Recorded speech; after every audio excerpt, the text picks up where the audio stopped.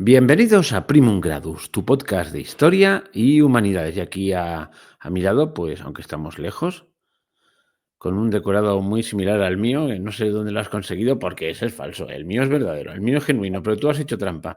Aquí, tu librería es impostada. Bueno, aquí tenemos a Jordi Serra. ¿Qué tal, Jordi? Hola Ricardo, sí, es impostada y la he conseguido en el Google poniendo imágenes libres y he ido mirando, digo, esta me gusta. Bueno, da una cierta uniformidad al a a la imagen del vídeo, ¿no? Parece que estamos casi al lado. Porque, bueno, yo tengo la Bueno, librería, la mía está no sé si más desordenada, porque yo soy así, pero bueno, en fin, es más anárquica, pero bueno. Bueno, pero vamos a entrar ya en materia y vamos a hablar de, lo que yo creo de un personaje que lo descubrí hace, no llega ni a un mes, Lyndon LaRouche. Eh, lo descubrí por casualidad, le ponemos las comillas que quieras, porque no hay casualidades. Em, sí, hay uno que se llama providencia y la providencia usa una cosa que se llama algoritmo, o la en este caso, causalidad. o causalidad. Y usa el algoritmo, porque claro, cuando empiezas ya sabemos aquello, cuando buscas determinados temas, hablas de determinados temas, te empiezan a salir cosas relacionadas. Y descubrí a este señor Lyndon LaRouche, con el que, ostras, esto que he leído de este señor es muy interesante. Además coincide con lo que yo he dicho y tal. Y yo, infeliz de mí, cándido, este lo comenté a Jordi. Mira, Jordi, he encontrado un tipo que es genial porque dice cosas. Bueno, también le encontré algún fallo, que ya te lo diré. Bueno, ya lo adelanto. Es que es demasiado fan de Platón y eso a mí no me mola. Pero bueno, aparte de eso, encontré que decía cosas muy. Y digo, ¿y este? ¿De dónde ha salido este lindo? Me leí un poco de su vida y, y te lo dije, mira, mira, mira, léete esto porque te encantará y tal. Y entonces me descubriste que tú hacía años que los estabas siguiendo, a Lyndon LaRouche. Digo, Un vaya cuarto por de Dios. siglo hace. Un cuarto de siglo y para mí era la gran novedad. Te puedo asegurar que he hecho una encuesta así informal. ¿Conoces a Lyndon LaRouche? ¿Conoces a Lyndon LaRouche? Y no lo conoce nadie. El otro, yo una vez también seguí un personaje así un poco outsider de la política estadounidense que llegó a presentarse, en este caso no por el Partido Demócrata, sino por el Partido Republicano, que era Ron Paul, ¿no te suena? Sí, sí, También, hombre. un tipo, ¿Padre o hijo? el padre. Es un gran político, lo admiro Bueno, profundamente. pues mira, este no te lo había, pero a este no lo tenía localizado, a Lyndon LaRouche. Bueno, de Ron Paul podemos hablar otro día, porque era un tipo que me sorprendió. Vamos a hablar de Lyndon LaRouche, pero son outsiders interesantes, no son, porque proponen cosas muy interesantes. Digamos que hay un outsider ahora mismo en la Casa Blanca, pero me parece mucho menos interesante que estos dos, sinceramente. Y me parece que propone cosas menos interesantes que estos dos. Eso tiene la vida, que nunca están los mejores. Yo me acuerdo de Ron Paul, sencillamente me acuerdo que una vez que se presentó a la candidatura republicana en el año, no llegaría al año 2000, 1990 y largos, o 2000 y pocos, estaban ahí los 4 o 5 precandidatos republicanos y entonces, y política exterior, y uno, ¡ah, por Irán! Y el otro, yo bombardearé Irán, y el otro, yo bombardearé 7 veces Irán, y el otro, nada.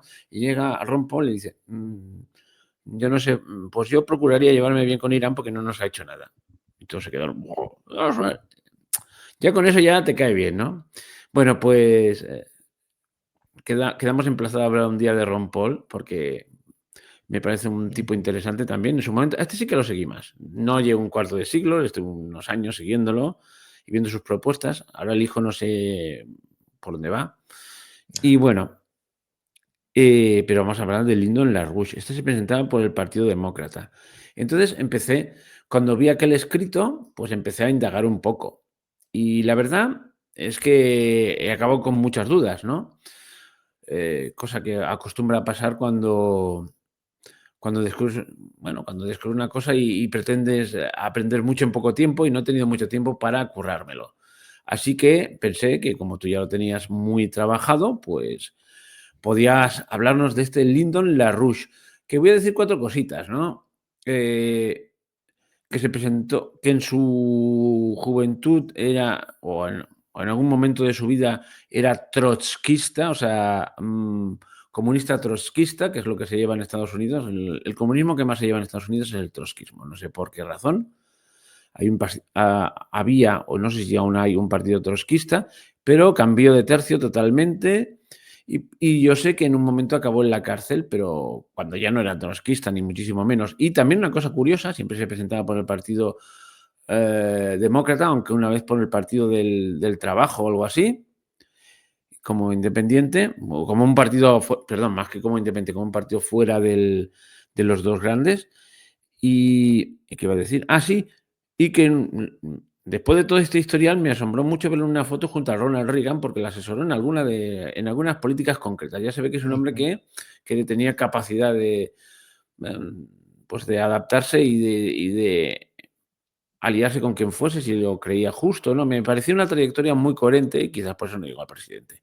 Bueno, pero ¿por qué no nos lo presenta un poco la vida de Lyndon LaRouche así rápidamente? Y luego te hago unas cuantas preguntas sobre las dudas que me han ido surgiendo, porque yo no lo conozco y me han surgido una serie de dudas que te las pasé el otro día y las iremos comentando. Pues preséntalo un poquito. Bueno, Lyndon LaRouche es un americano de la costa este, nieto de franco-canadienses, de quebecuas, eso yo creo que también marcó su carácter, y de escoceses, es una mezcla entre anglosajón y latino, y también explica un poco su carácter. Cosas interesantes, yo empezaría por el final, o sea, ¿quién es Lyndon LaRouche? Más bien, ¿qué ha hecho? Lyndon LaRouche creó, para mí, el servicio de inteligencia paralelo más fenomenal que ha habido en los Estados Unidos en los últimos 150 años, desde mi punto de vista. Es un intelectual, era un intelectual profundo.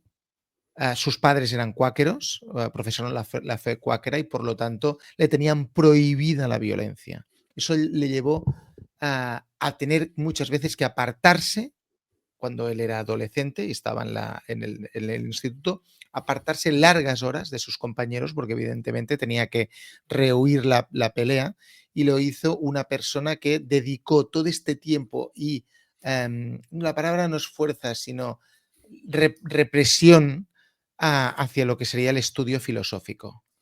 Gastó largas horas, largos años en estudiar a los filósofos de la antigüedad y los clásicos.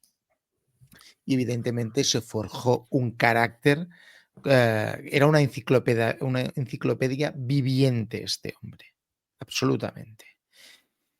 Participó en la Segunda Guerra Mundial, aunque era objetor de conciencia, por lo tanto, vivió los últimos coletazos de la última gran guerra mundial. ¿Y cómo participó? ¿Pegando tiros o...? No, como servicio auxiliar ¿cómo se dice eso? De enfermería. Ujú. O sea, él no rehuyó su deber con la nación, con su país como patriota, pero como persona pacifista y cristiana, pues no quería participar ni llevar un fusil y así fue. Se han dicho muchas cosas de él, que si era trotskista, después que si era fascista. Yo creo que todo se fundamenta en dos pilares, perdón, tres pilares. Su fe, que a veces emana, no era un radical, pero sí que emanaba su vida. O sea, no era una persona que practicara, pero una persona absolutamente espiritual y religiosa y coherente con su fe cristiana. Ese era un pilar. El segundo pilar era una intelectualidad absolutamente profunda. Puede que sea platónico y no socrático, pero una Bueno, no persona pasa... No, aristotélico. absolutamente. Sí, él era antiaristotélico, pero es verdad que una persona profundamente intelectual. Y la tercera pata que hay es la aportación que él ha hecho a la política americana. Él es un retorno, igual que Donald Trump, pero desde un punto de vista más fino, es un retorno a la política americana de antes de la Segunda Guerra Mundial, por lo tanto, antes de lo que O, sería. o igual que Ron Paul. Y sí, yo creo que se entendía, bueno, se entendían bien. Evidentemente los dos chocarían porque eran dos gallos en un gallinero y no podían de ninguna No. manera las dos vedettes cantar. Pero sí que en eso se parecen. Aquí en España se los conocía en los años 80, finales de los 80, en los círculos de derechas, porque es el primero que habló del Club Bilderberg. Desde un punto de vista no conspiranoico, sino de un punto de vista de inteligencia. Mantenía una red de inteligencia brutal, Lyndon LaRouche. Estuvo muchos años intentando infiltrarse dentro del Partido Demócrata para poder ser candidato o lanzar candidatos. Lo consiguió en algunos momentos, momento en el cual la apasionadora política le pasó por encima. Y hay dos aspectos que vale la pena comentar. Uno, tú lo has dicho, es lo de Ronald Reagan.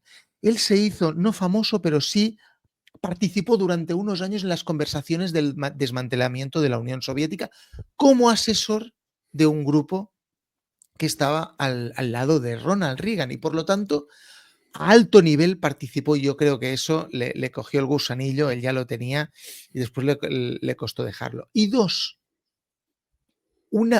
como tenía a su servicio una agencia de inteligencia particular, la familia Bush lo odiaba a muerte, pero a muerte, y lo hicieron encerrar en la prisión con la excusa de delito postal. O sea, me parece a mí un delito muy peregrino. Y fue Clinton quien le otorgó el perdón presidencial, porque era una vergüenza lo que le estaban haciendo a este Delito hombre. postal. ¿Cómo es Sí, un sí, delito postal? por enviar cartas, no sé, no tengo ni idea. Ha hecho grandes aportaciones a la cultura universal este hombre, pero grandísimas. Mantuvo durante décadas la revista Fidelio de música clásica, y no era música clásica de aburrir, ¿eh? Era análisis de las obras de las óperas a un nivel que yo no he visto en mi vida. O sea, no tengo ni capacidad para expresarlo. Pero, por ejemplo, el tema de los hercios para él era importantísimo. Es cierto que el partido nazi hizo cambiar los hercios, la frecuencia de sonido por la cual se transmite la música en estos momentos en Internet, pero sí, sí, sí. Fue Ah, el partido nazi quien lo cambió en la radio. Él sostenía que la única manera coherente de poder, somos cuerpo y mente, de poder llegar a la mm. mente es a través de los 432 hercios. Y Esto eso, lo de... qué cosa más curiosa. Bueno, la Tierra tiene un sonido. Nuestro pensamiento tiene un sonido, tiene unos hercios. La manera de poder aportar en positivo es 432 hercios. También es cierto que a través de la vibración se han hecho experimentos. No quiero llevar la conversación por aquí porque igual Ricardo te coge un patatús y con razón. Pero es cierto que con determinados hercios se puede hacer que una taza levite. Eso es cierto, se ha probado. Es decir, puede hacer daño al ser humano un Bueno, sonido. hace poco, en una de estas bueno, que comentamos el otro, no, no, perdón, no lo comenté contigo, lo comentaba con No, Fernando Cañas. pero En sé, una, sé en lo que una- dices. en una de las manifestaciones en Serbia se usó un cañón ultrason, no sé cómo se llama ahora, porque lo estoy Sí, sí, de improvisando, ultrasonido, sí. de ultrasonido que dispersó la manifestación. Es un sonido muy bien, o sea, muy bien dirigido, o sea, si tú estás a 50 metros no lo oyes, pero el tipo que le da el cañonazo es ensordecedor y así, o sea que eso, algo de realización práctica sí que tiene actualmente, ¿eh? Para cosas Bueno, malas. ¿No? Ricardo, este hombre fue uno de los primeros que formuló el porqué. Y claro, era muy incómodo porque en un mundo en el que la cultura ha llegado a ser de patata frita, de vendedor de patata frita de McDonald's, este hombre aportaba un plus que yo muchas veces hoy en día, ya os lo digo, lo tengo guardado en mi buscador, su página web, para poder buscar artículos. O sea, yo a veces el otro día pensaba, a ver, ¿qué decían de Jordi Pujol, del expresidente? Lo busqué. ¿Qué decían del ciemen, de lo que es Pero el vamos, germen del... perdona. ¿A esos niveles llega esa página? A esos niveles? Incluso llega a postular qué hay en Montserrat y qué tipo de elemento sectario hay.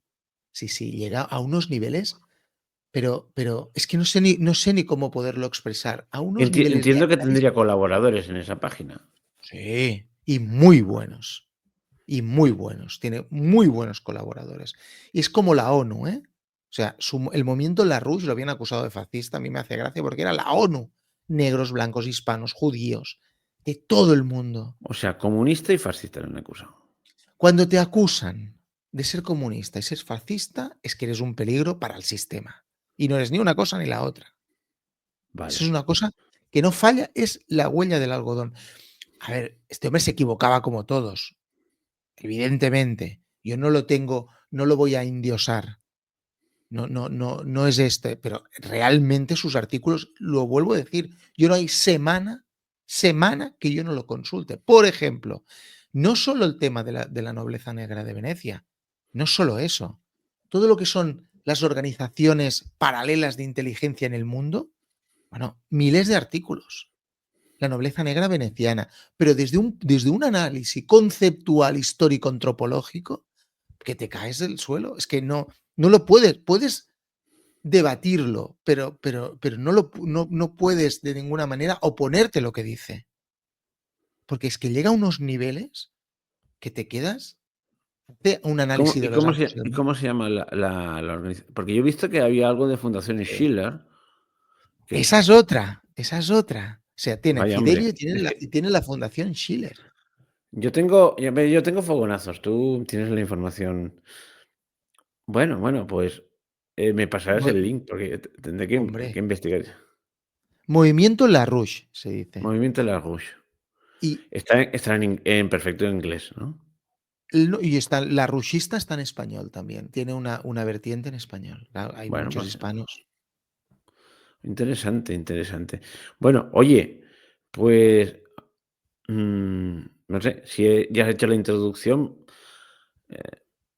pues yo, no sé, es que no sé por dónde tirar, pero yo te había hecho una especie, te había mandado una serie de dudas Ujú. que yo tenía oyéndole.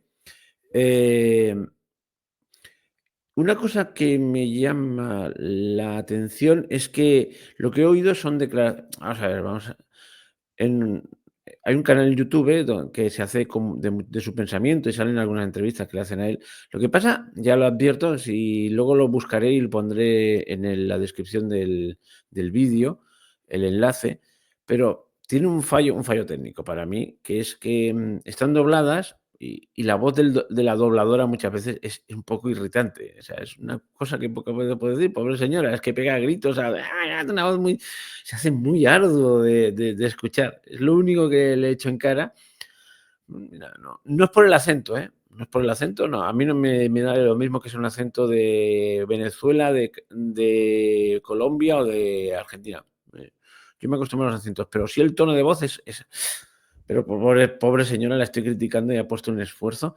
Y entonces, en estas entrevistas he visto, no sé, he visto algunas, y en algunas de ellas hacen como hablan sobre, por ejemplo, sobre Obama y hacen alguna serie de predicciones y me parece que no se han cumplido del todo, o sea, lo cual demuestra que, bueno, o a lo mejor es que no se las han dejado cumplir porque pone a Obama como un psicópata, vamos, tal cual, ¿eh?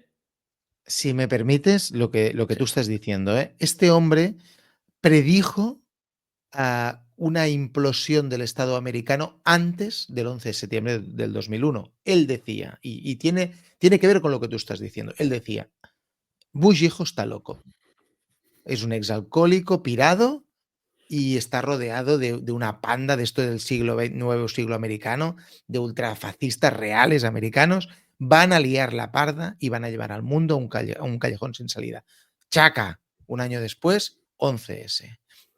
Muchas de las cosas que él dice, ¿eh? Él tenía un odio cerval y visceral contra Obama, no son del gran público, pero Obama es un tío, para mí, un psicópata.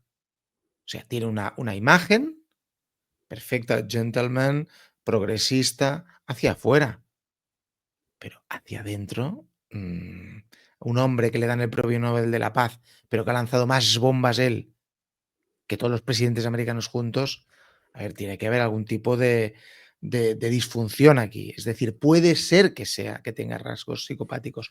También podría ser que Lyndon LaRouche se equivocara. Por ejemplo, tenía un odio cerval a Benedicto XVI. No sé si lo sabías. No lo sabía. Al que acusaba de homosexual peligroso. Claro, ese hombre también se podía equivocar, era humano. Pero las Ujú. grandes predicciones que hizo, yo recuerdo vivido, haberlo visto en directo, en streaming, doblado, como tú dices, por una persona que estaba ahí dando sus conferencias, eran conferencias presidenciales. O sea, te daba el estado del mundo. antes de que se hablara de la regionalización de las economías, que hoy, 2025, estamos empezando a hablar. Este hombre en el año 2000 ya lo hacía, un cuarto de siglo antes. Es un crack. Bueno, perdona, Didi, ¿qué más querías decir, Ricardo? No, Que no, yo me esto que embalanzo. no, no, perfecto, ya va bien. Aquí vas a hablar tú, porque eres el que sabes. Yo, como me ponga a hablar, voy a divagar. Bueno, voy a seguir el guioncillo que yo me he hecho de dudas. Dice, en declaraciones que he podido oír, acusa directamente a la monarquía británica de estar detrás de una especie de conspiración belicista y genocida. Bueno, y también incluye a la monarquía holandesa. Dice, así va el combo completo y a Arabia Saudí. Entonces, yo siempre me acuerdo de aquellas declaraciones es que no me acuerdo, del duque de Kent, era el marido de la No, reina, duque de Windsor. Ay, de Windsor. ¿no? Edimburgo. Duque de Edimburgo, anda que yo también. He mezclado las churras con las merinas. Duque de Edimburgo, aquella cuando hablaba de unas declaraciones suyas un poco salvajes, de que sobra gente y de que una pandemia, bueno, unas cosas muy, muy salvajes. Era un tipo bastante desagradable, aquel hombre. eh, Y no sé si, pero lo que me asombra de estas declaraciones es que eh, parece como si la élite británica siguiese dominase los Estados Unidos y a mí siempre me ha parecido más bien que los british pues son los perritos falderos de los Estados Unidos, como el niño que busca al primo de Zumosol para que lo defienda en el patio de los gamberretes que le acosan. O sea, que me da la sensación de que más bien eso, la especial relación de la Gran Bretaña con Estados Unidos es una manera de cobijarse en el hermano mayor, una cosa así, pero yo estoy sometido. Pero este señor nos está poniendo continuamente a la monarquía, ya no dice ni siquiera el gobierno, sino la monarquía británica, como una gran conspiranoica decidida a hacer un genocidio mundial y a iniciar guerras. Eh, Tiene y, y, explicación, ¿eh? y que Todo. lleva a Estados Unidos. Luego, claro, a partir de oír esto esta semana me he dado cuenta de que la Gran Bretaña sigue su política provocadora frente a Rusia, ahora ya a solas. Digo, a ver si va a tener razón este buen hombre. Yo ese papel se lo hubiese encasquetado más bien a Israel, ¿no? ¿Por qué, Israel, ¿por qué metes en líos a Estados Unidos? También Sí, tiene sí, explicación, pero pero a estoy mí a mí apuntando me todo. ha asombrado lo de la monarquía británica y, bueno, en fin, cuenta un poquito de esto. Y Mira, holandesa. vamos a empezar. Y Arabia El Saudí. problema y Arabia bueno, lo de Arabia Saudí me extraña más, pero vamos a Pero empezar. lo dice, ¿eh? Sí, sí, lo dice, sí, sí, absolutamente. Tema drogas. Empecemos por tema drogas, aunque todo está relacionado. Este hombre escribió un libro muy famoso, que lo pueden buscar los oyentes, que se llama DOPE, D-O-P-E, Inc., I-N-C, que sería Drogas S.A. Y la portada es la monarquía británica y una jeringa con droga. Bueno, ahora Entonces, ¿te importa que te interrumpa? no, No, yo una vez, no sé si en un programa lo llegué a decir, digo, el primer narcotraficante a escala mundial, el primer capo pues eso, el primer narco fue la reina Isabel de Inglaterra. Y es que montó una guerra para vender opio a China. Montó dos guerras para venderle opio a los chinos. Bueno, dicho esto, no, no, es que tienes toda la razón. Yo, de hecho, quería decir esto que tú estás diciendo. ah, Vamos a ver. Inglaterra, como imperio, intentó en su momento conquistar China. No pudo. No pudo a nivel militar ni a nivel cultural, porque era una sociedad cerrada. A nivel militar era imposible conquistarlo y a nivel cultural no podían penetrar en una sociedad que tiene pensamiento tripartito simétrico, cuerpo, alma y espíritu, cuando tú eres occidental y piensas desde un punto de vista abstracto. Y eso alguno me va a decir, eso no puede ser. Sí, no se puede penetrar en una sociedad así. Solución rápida, opio. Trajeron opio, eso es Hong Kong. Conquistaron Hong Kong para poder entrar como puerto de entrada toda la droga. ¿Qué se dieron cuenta? De dos cosas. Una, que la aristocracia británica se hizo millonaria, pero multimillonaria, y que el enemigo se debilitaba porque su juventud moría drogada. Dicho esto, se han hecho dos guerras del opio. Si alguien quiere buscarlo, lo puede ver, que no es ninguna conspiración. China cayó de rodillas. De rodillas. Claro, ¿qué pasó? Que la monarquía británica dijo, cuidado, uno, esto funciona, y dos, da dinero.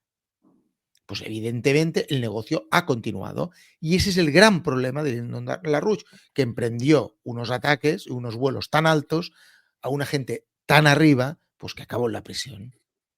el tema postal. Pues el tema postal es esto, claro, escribió un libro que demostraba que las grandes familias aristocráticas británicas son las que lavan, no son el camello, ni son el, ¿cómo se llama? El narcotraficante de alto nivel, no, son los que dirigen de manera, trazan las líneas y recogen los beneficios. Es decir, cuando una persona, una chica de 16 años, un chico de 16 años, muere de una sobredosis, si tú tiras del hilo, el último cabo es la monarquía británica, según Lyndon LaRouche. Hombre, pero eso, digo, en el siglo XIX lo tenía muy claro, pero ¿tú crees que detrás de Pablo Escobar está la reina Bueno, Isabel? podemos hablar, no, no, no está. Está en todo caso estaría el trono y lo que está al lado del trono, no la persona.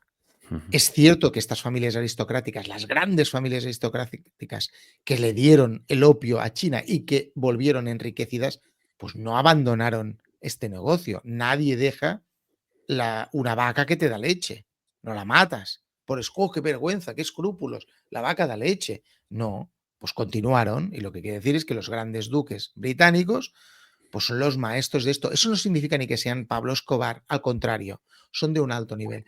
¿Por qué murió Pablo Escobar? ¿Por qué acabó el cártel de Medellín? Precisamente porque se metía en líneas de distribución de droga que no se le permitieron y recibió el correctivo que le tocaba. Él, Lyndon LaRouche, asegura esto. Yo no he visto ninguna prueba, tengo que Vale. decirlo, yo no tengo ninguna y no Es creo que que la reina Isabel sea un Pablo Escobar. Pero el trono británico, el trono, ujú. lo que es el trono, tiene unas líneas de poder que no solo abarcan para todo, para bien y para mal. Sí, Ricardo, perdona. No, pero bueno, que esta es una de esas cosas que a mí que son difíciles de demostrar. Por cierto, el programa en el que dije esto de la guerra del opio era una serie que creo que fueron 2 capítulos, que se llamaba El mercado con sangre entra.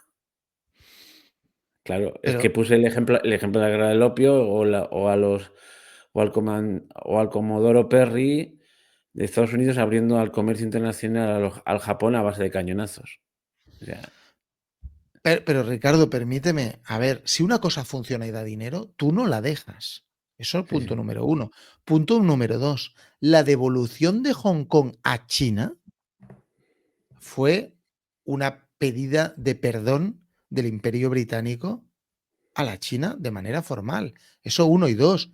No entra droga en China, ahora sale. Las tríadas chinas llevan droga a Occidente, están replicando el mismo modelo que les derrotó a ellos, lo están utilizando para derrotarnos a nosotros. Trump estará loco si queréis, pero no para decir que el fentanilo viene de China. Y tiene razón. Esto por un lado, el tema de la droga. El tema, tú has hablado de los judíos y has hablado del duque de Edimburgo. Vamos a ver, otra teoría de Lyndon LaRouche, y que no es descabellada. Años 50 y 60. Las grandes familias monárquicas no reinantes, porque la gente se olvida que hay familias así, y no estoy hablando solo de la de Grecia. Toda Europa está llena de príncipes que no reinan. Bulgaria, Rumanía, Grecia. Más bien, sí, más bien romano, sacro, imperio románico germánico. Un, dos, te respondo otra vez. La familia Wittelsbach. Los Wittelsbach son la familia real de Baviera. Estuvieron así en el 46 de volver. Son las familias más ricas del planeta Tierra. Y van a decir, pruebas. Pruebas no tengo aquí cuentas, no puedo enseñarlas, pero sí puedo decir que el palacio habitado más grande del mundo es de la familia Wittelsbach, son empresarios. Todas estas familias, los Hannover, los Wittelsbach, los grandes ducados alemanes, todas estas familias que no reinan, pero que son, el gran poder está en la sombra, se dieron cuenta en los años 50 y 60 que las repúblicas mundiales llevaban un nivel de decencia y de desarrollo después de la Segunda Guerra Mundial con una generación victoriosa que no la podrían parar nunca más y que hicieron la contrarrevolución. La contra cultura. Alguno me va a decir, la contracultura. En los años 60 se reunieron alrededor de lo que con determinados empresarios sin escrúpulos, grandes empresarios, se reunieron alrededor de lo que se llama el Club de Roma. No, pero el Club de Roma son muy buenos. ¿Cuál es el primer postulado del Club de Roma? Bueno, el Club de Crecimiento Roma. cero. Sí, sí. El Club de Crecimiento Roma. cero. El Club de Roma que nunca acierta y siempre dice el prestigioso Club de Roma y nunca acierta en sus predicciones. Bueno, es que no, ellos no están para acertar, pero sí, ya te pillo por donde vas. Sí, estoy de acuerdo contigo. El Club de Roma es un club neomalthusiano. Hombre, eso está Schiller, clarísimo. Schiller, por eso se llama Instituto Schiller, lo de Lyndon-LaRouche. Schiller fue el primero que se dio cuenta que la densidad de población es directamente proporcional a la capacidad de resolver problemas irresolubles, a mejorar la capacidad de vida, a encontrar soluciones a problemas que no los tenían y sobre todo, a más densidad de población, menos se tolera un gobierno tiránico. Por lo tanto, la nobleza que viene del feudalismo y que ya le gustaría volver, necesita una población embrutecida, sin clase media y, oh sorpresa, menguada en número.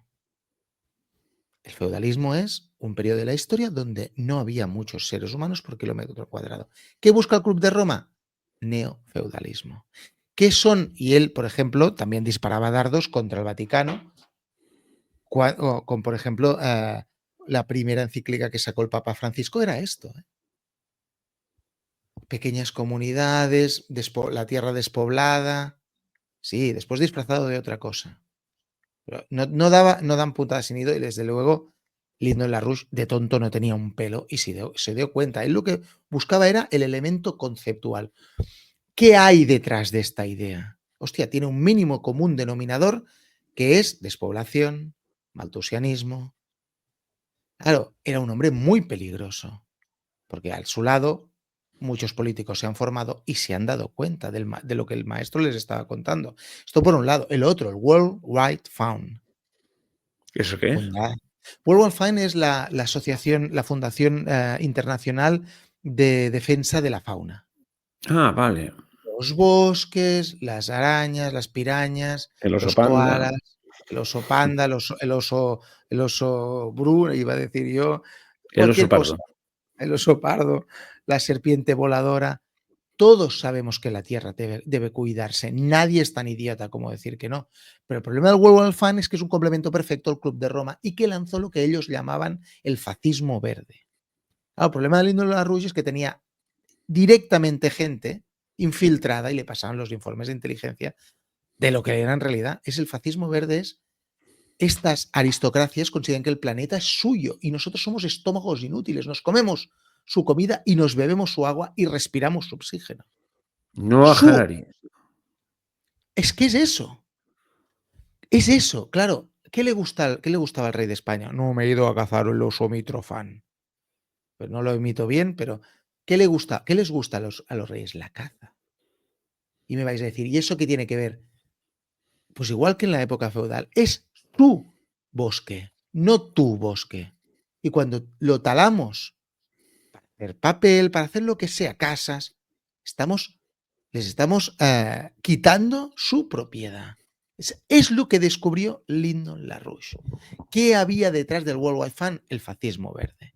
¿Quién fundó Greenpeace? Las grandes familias nobiliarias aristocráticas del mundo. La gente se cree que todo esto es marxismo, que de marxismo no tiene nada, ni de izquierda. Es un ataque brutal, fascista, ultraderechista. Eso sí que es la ultraderecha, que al ser conscientes estas familias que no podían volver a tener un Adolf Hitler porque el mundo no lo toleraba, le dieron la vuelta al papel y dijeron, vamos a crear movimientos de izquierda controlados por nosotros, disidencia absolutamente controlada, y vamos a despoblar la Tierra porque no nos interesa. Otra cosa que se dieron cuenta, la densidad de flujo energético es directamente proporcional a la riqueza, la cultura y la calidad de vida del ser humano. Dicho en otras palabras, y eso ya lo hemos comentado algún día en tus programas, Ricardo, la leña da para que vivan 500 millones de personas. La densidad del flujo energético de la leña no da para grandes poblaciones.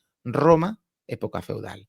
El carbón mineral tiene una densidad de flujo energético más grande que la madera. Da para una primera industrialización 2.000 millones de personas.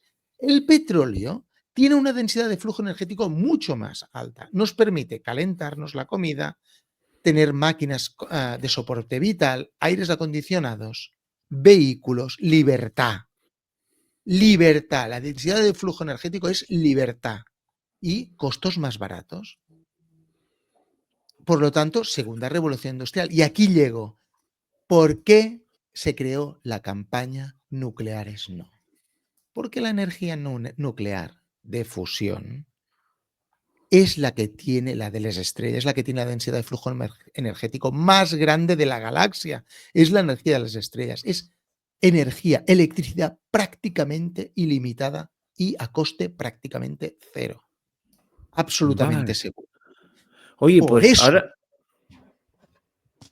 ahora que tú estás diciendo todo esto, perdona, ¿eh? En el guioncillo que tenía esto, en el punto quinto, en el salto al cuarto, del guioncillo que te he pasado, esto te he puesto expresamente que cuando te lo he enviado, que esto no es una duda, pero me parece un tema interesante y es el tema de ver las políticas verdes de Estados Unidos y de la Unión Europea como políticas genocidas.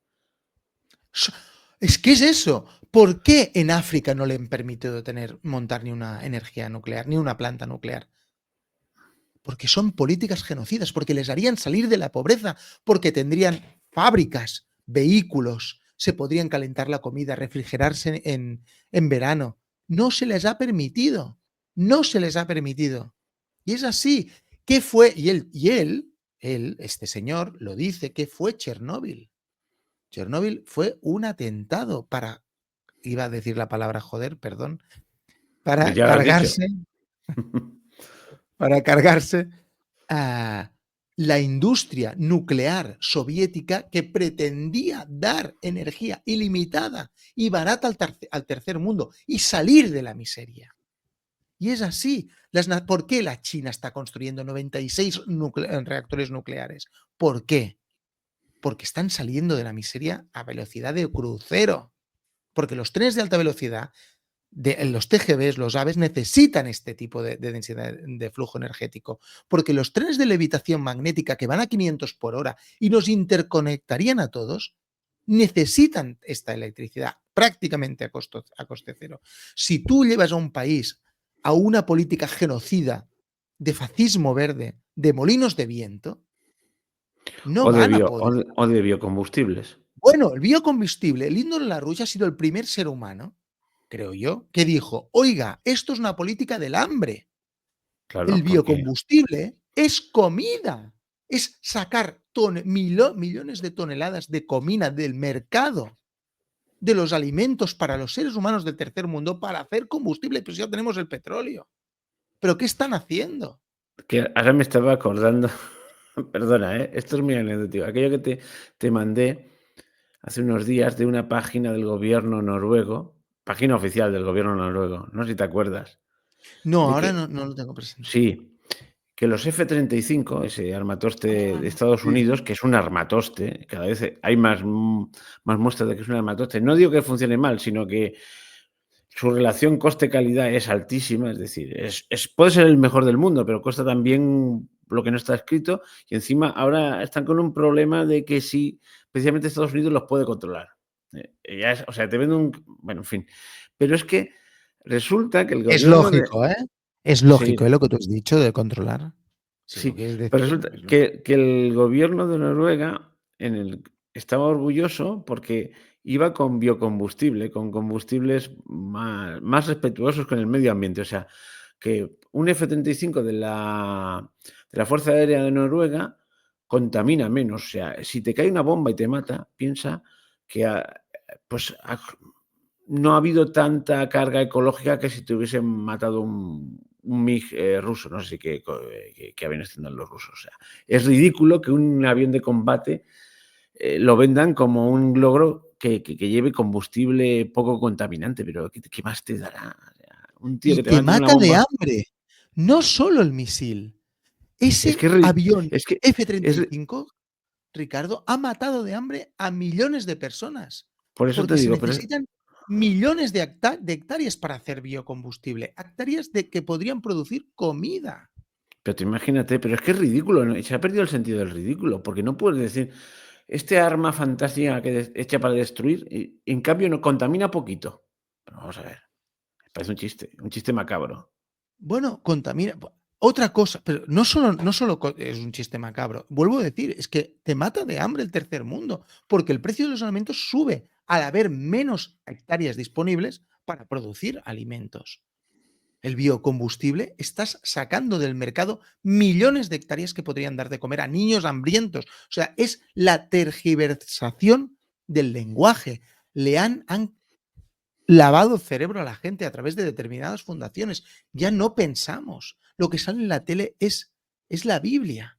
Y este hombre, pues era un problema, porque pensaba, con todos sus defectos, porque me parece que tenía un carácter, Lyndon LaRouche, que para ser amigo suyo se tenía que tener paciencia, ¿eh? Bueno, Pues yo, solo tenía. ya te digo, algunas de sus predicciones muy rotundas luego no se han cumplido, sobre todo, no sé, me ha parecido, no, vamos a entrar, concretamente, claro, es que, vamos a ver, gente perfecta no existe. Pero a mí me parece un tipo interesante lo que decía, pero por ejemplo, en 2015 estaba vaticinando ya la Tercera Guerra Mundial inminente, antes de que acabase el año, una cosa así.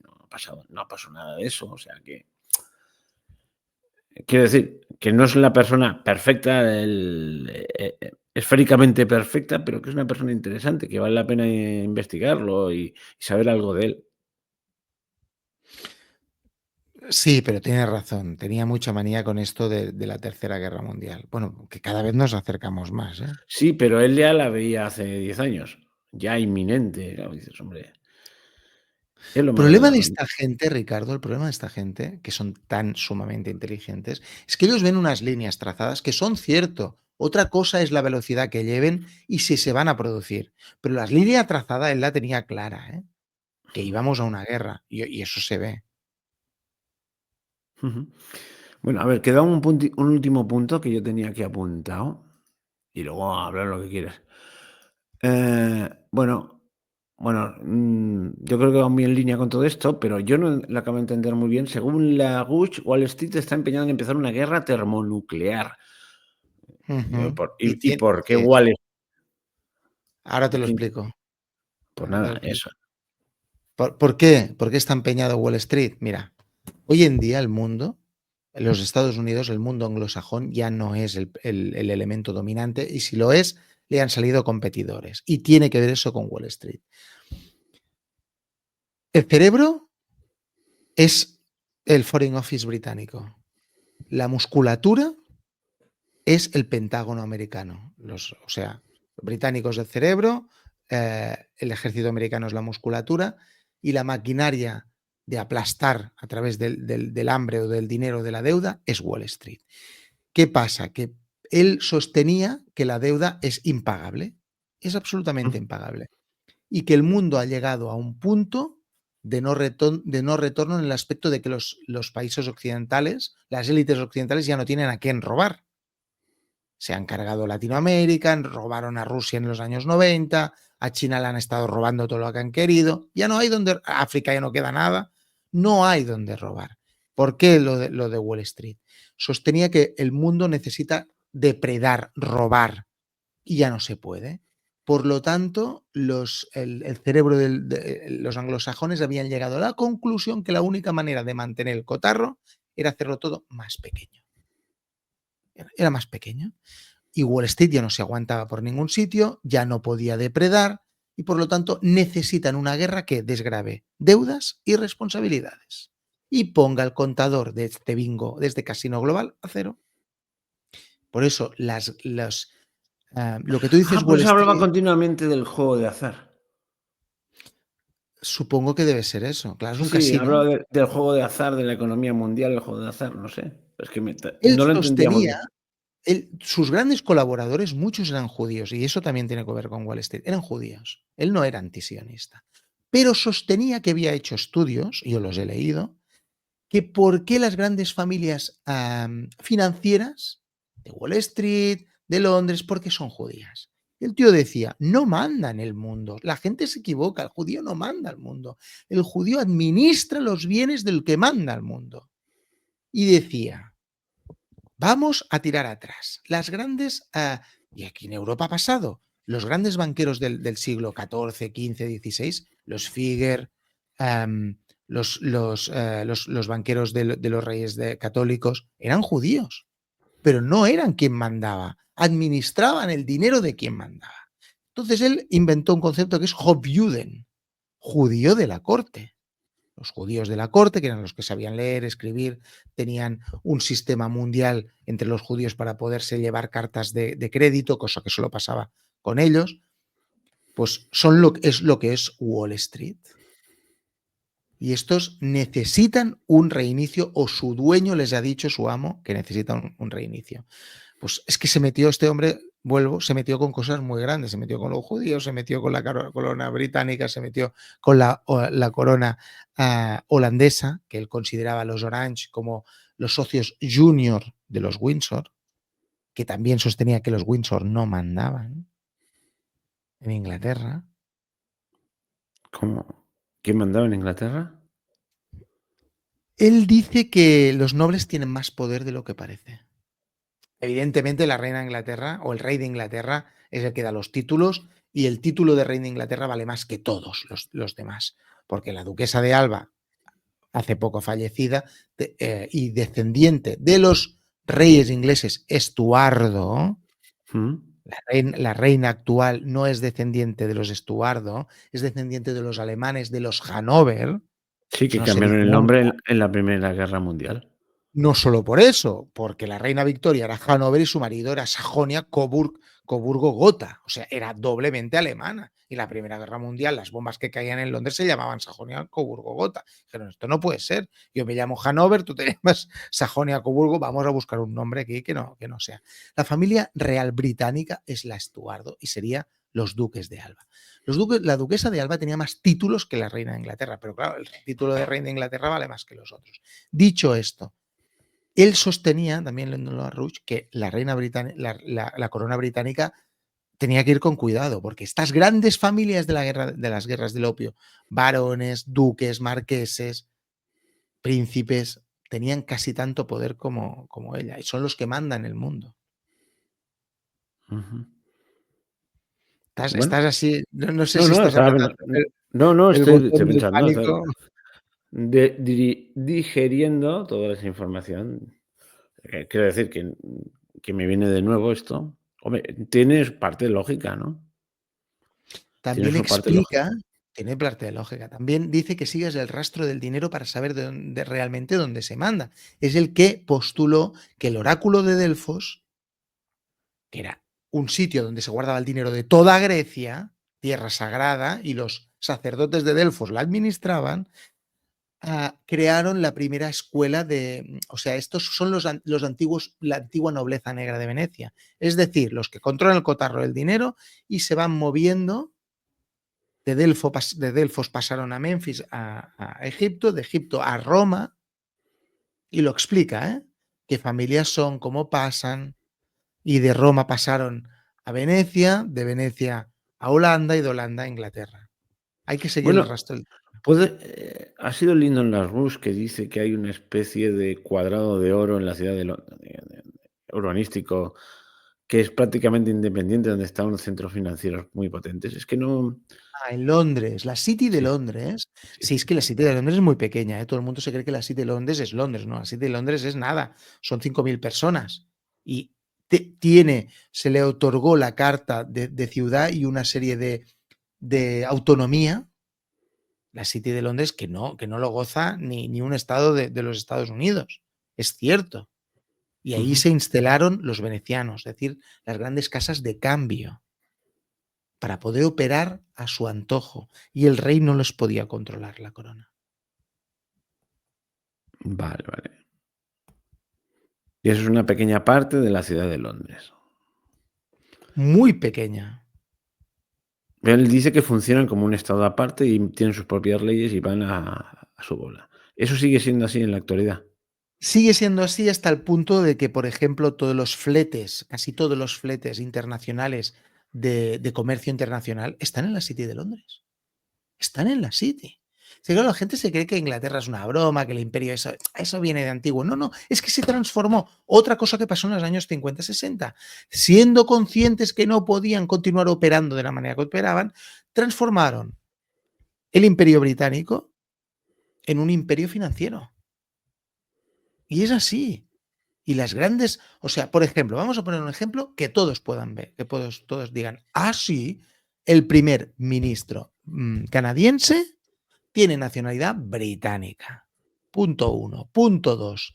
Ha sido presidente del Banco Real, es de la familia real canadiense, y ha sido presidente, director, gerente del Banco de Inglaterra. Y ahora es primer ministro del Canadá. O sea, es un imperio financiero. Y este cambio se dio con la reina Isabel II, con la que murió hace poco. Siendo conscientes, hicieron este cambio. Mantuvieron la Commonwealth, por ejemplo. ¿Cómo lo hacen? Pues Australia, Nueva Zelanda, Canadá. Son miembros de la Commonwealth y la familia real británica, el rey de Inglaterra, es el soberano absoluto de estas tierras. Y me van a decir, no, es como España, que es un rey nominal, pero no. No. Él nombra al gobernador general de Australia, al gobernador general de Canadá y al gobernador general de Nueva Zelanda. Aparte de los otros 80 estados que tienen, que son, si no me equivoco, 2 o 3 mil millones de seres humanos, que están bajo la monarquía británica. Los nombra y los gobernadores generales mandan, ¿eh? Y están las minas de oro de Australia, las del Canadá. Es un imperio financiero. Bueno, muy interesante. A mí se me han acabado las preguntas porque no he podido profundizar más. Y seguramente si hubiese seguido profundizando en este señor, hubiesen salido más cosas. No sé si te ocurre algo porque aún no llegamos a la hora, que siempre es mi límite áureo, faltan unos minuticos. Si quieres decir algo sobre este señor que se nos haya... Bueno, sí, a mí yo he pasado, no aportaré mucho, he pasado grandes momentos consultando su hemeroteca, pero grandísimos momentos, sobre todo por lo que es la historia del cristianismo. O sea, he alucinado con él. Sostiene que Cristo predicó, pero que lo que es la religión cristiana católica, no solo la ortodoxa, sino también la romana, pasó un filtro en Grecia. Que no quiere decir que los dogmas no sean válidos, pero simplemente que la historia se nos ha presentado desde un prisma diferente al que era. También sostiene que Poncio Pilato estaba casado con una de las nietas del emperador Tiberio y que estaban en constante comunicación desde la isla de Capri. Tiberio sabía lo que estaba pasando en Judea y que fue el propio Tiberio quien dio la orden de ejecutar a Jesús, siendo consciente, o sea, él siendo representante de lo que serían los venecianos, el orden de Mitra, que había alguien que estaba predicando algo que era un golpe de Estado en el mundo. O sea, Cristo, según él, yo lo estoy simplificando mucho, pero dio un golpe de Estado a los poderes del mundo. No hizo posible, o sea, hizo imposible el adulterio, el infanticidio, el tráfico de esclavos. Cuando era el petróleo del mundo. Los ingleses han sido los grandes bucaneros de traficantes de esclavos del planeta. Pero conceptualmente, no quiere decir que Cristo dijo, esto se ha acabado, no, conceptualmente produce Ponía una los revolución. cimientos para que con el tiempo eso se acabase. Bueno, hizo algo tan grande, pero tan grande, como darle la conciencia al pequeño yo, a este yo interior que todos tenemos dentro, que a veces lo tenemos acallado, y haciendo posible darle los argumentos, no la fe, la conciencia necesaria para que esto no pudiera prosperar. Un ser humano sabe que no puede vender a otro ser humano. Eso que hoy lo tenemos tan claro, antes no era tan claro. Estaba justificado por la propia religión politeísta romana. ¿Qué pasa? A los vencidos se les puede tratar como se quiera. Dio un golpe de estado en los poderes del mundo ese hombre clavado en una cruz. Eso lo explica muy bien Lyndon LaRouche. O sea, no solo es un tema de fe, es una fe explicada. Yo lo encuentro absolutamente fenomenal. Y cuando lo leí dije, son cosas que intuimos, pero no sabemos. O sea, ordena el pequeño yo, pero lo libera a la vez, porque es una liberación. Somos tripartitos en realidad. Yo creo que los rusos y los chinos tienen razón. Somos tripartitos, somos cuerpo, mente y espíritu. Y es la unión entre estos tres. Es la gran revolución cristiana. Ya sé que siempre acabo hablando de esto y alguien va a decir que siempre está hablando de Jesús y no sé qué, pero es que no se puede entender la civilización, no judeocristiana, no. La civilización occidental no se puede entender sin esto. Bueno, y aquí acallo porque sí que si Muy me dan bien, cuerda. son 55 minutos. Bueno, pues ya está. A mí la sensación que me dio Lyndon LaRouche, le he puesto LaRouche, no sé si es LaRouche o como se diga, pues es un tipo interesante. Yo vi algunas cosas que evidentemente me parecía que cuando sus grandes líneas generales me gustaron.